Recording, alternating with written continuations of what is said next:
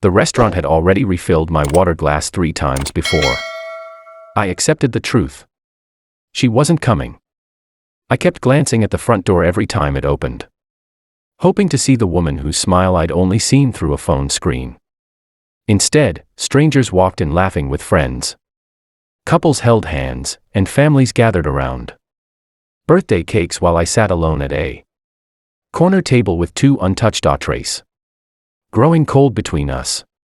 The worst part wasn't being stood up. It was realizing I had allowed myself to hope again. After losing my wife 3 years earlier to breast cancer, hope had become something dangerous. I buried myself in work as a high school history teacher outside Chicago, convinced that loneliness was safer than heartbreak. It was my sister who finally talked me into trying online dating. You don't have to replace Sarah, she had gently reminded me. You just have to let yourself live again. For 6 weeks, I had exchanged messages with a woman named Melissa. She seemed thoughtful, funny, and kind. She loved books, volunteered at animal shelters, and laughed at my terrible dad jokes even though I wasn't a dad. Tonight was supposed to be our first meeting.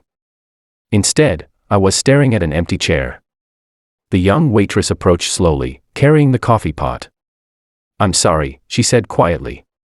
"Would you like me to box up the second meal?" I forced a smile. "No. Maybe give it another 10 minutes." She nodded without judgment. "I can do that." When she walked away, I noticed she glanced back at me with an expression that wasn't pity. It was concern. Exactly 10 minutes later, my phone buzzed. My heart leaped, then sank. The message wasn't from Melissa.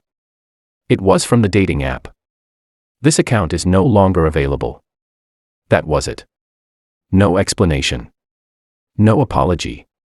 The profile had disappeared completely. I stared at the screen until the letters blurred together. I'd been ghosted. Not just stood up. Erased. I laughed once, a short, bitter laugh, and reached for my wallet.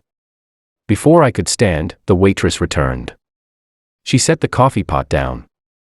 Then, instead of walking away, she slid into the empty chair across from me. She leaned forward and whispered softly, "Can I tell you something?" I blinked in surprise. "Sure." "My name's Emma." I nodded. "I'm Jake." "I know this might sound strange," she continued, "but I've been watching you since you came in." I laughed awkwardly. "That's either incredibly sweet or incredibly creepy." She smiled for the first time. I was trying to decide if I should say anything. And I think you deserve to know this wasn't your fault." My chest tightened. "What do you mean?" She glanced toward the front windows before lowering her voice. "The woman you were waiting for came." I froze. "What?" "She arrived about 20 minutes before your reservation." I couldn't breathe. "She was here." Emma nodded. She stood outside looking through the window. I stared at her. "Why didn't she come in?" "Because another man pulled up." The words landed like stones. He got out of a sports car, kissed her, and they both laughed. Everything inside me went silent. Emma continued carefully. "They stood there looking at you through the window." "No. I'm sorry. They saw me." She nodded. "The men pointed toward you." I swallowed hard. "They left together." I looked down at my hands. They were shaking. Emma reached across the table. "I almost didn't tell you." "Why?" "Because I didn't want to hurt you." "You didn't." I managed a weak smile. "You saved me from wondering." For the next few moments neither of us spoke. Finally I asked the question that had been haunting me. "Did I look pathetic?" Emma answered immediately. "No. You don't have to lie." "I'm not." She smiled gently. "You looked hopeful." Somehow, that hurt even more. A tear escaped before I could stop it. I quickly wiped it away, embarrassed. "I'm sorry." "Don't apologize." I wasn't crying because of her. Emma tilted her head. "I know." I looked around the crowded restaurant. I think I forgot how lonely life can be. She didn't interrupt. So I kept talking. I told her about Sarah. About hospital rooms. About chemotherapy. About promises whispered at 2 in the morning. About learning to sleep on only one side of the bed. About birthdays spent visiting cemeteries. About finally believing I might be ready to smile again. Emma listened without checking the time. Without looking at another table. Without pretending to understand. She simply listened. When I finished, she quietly said, "She must have been amazing." She was. And she'd probably be angry with tonight. I laughed through another tear. She definitely would have had something to say. Emma smiled. "I think she'd be proud that you tried." Those words broke something open inside me. Not painfully. Gently. Like sunlight finding a room that had been closed for years.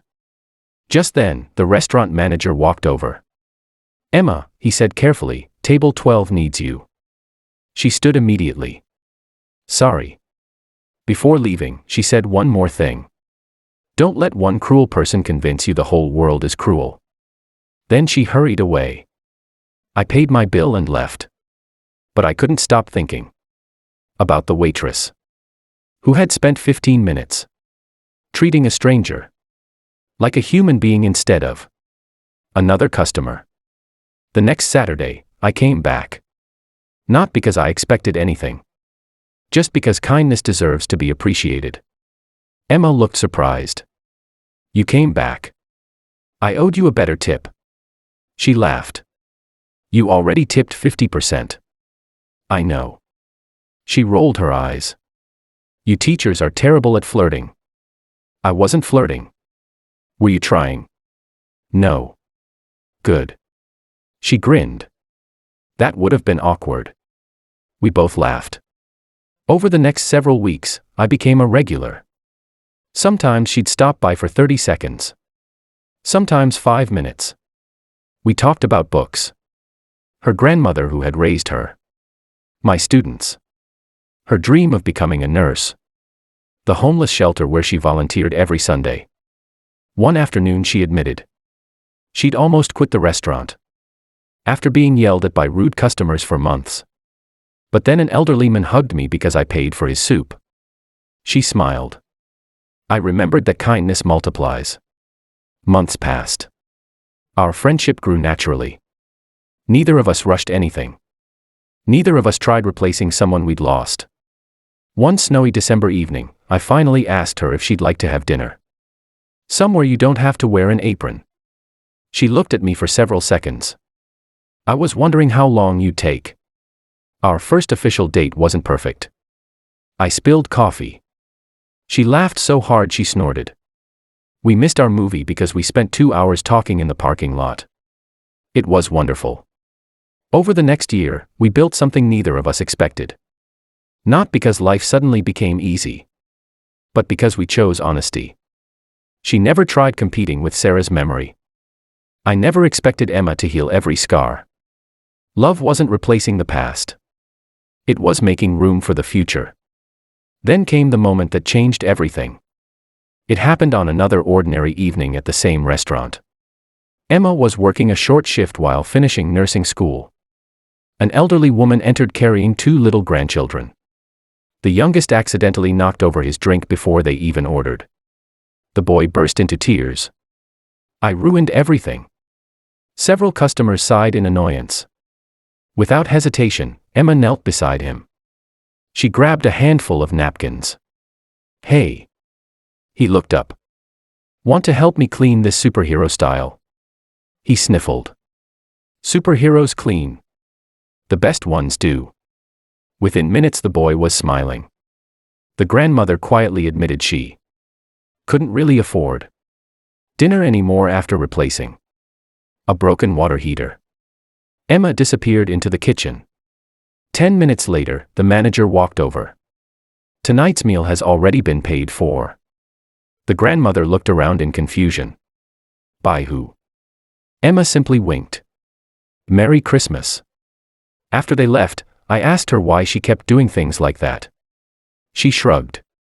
"Because someone once sat Down with a lonely man who thought the world had forgotten kindness. I smiled. You mean you?